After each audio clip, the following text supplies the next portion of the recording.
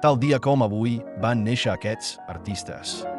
Lluís Domènech i Muntaner, 1850, Barcelona, arquitecte, historiador i polític.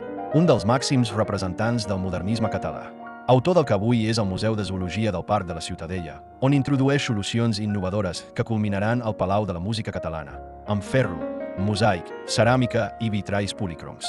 Antoni Pous i Palau, 1870, Sabadell. Pintor. Va exposar regularment paisatges i natures mortes. Josep Maria Sert i Badia, 1874, Barcelona, pintor. Inicialment vinculat al modernisme, el 1907 presenta grans teles de tendència barroca per a la decoració de la Catedral de Vic, destruïdes el 1936. Gabriel Casas i Galobardes, 1892, Barcelona, fotògraf. Destacà pel fotomuntatge i pels cartells de propaganda política. Per aquesta activitat fou jutjat en acabar la Guerra Civil.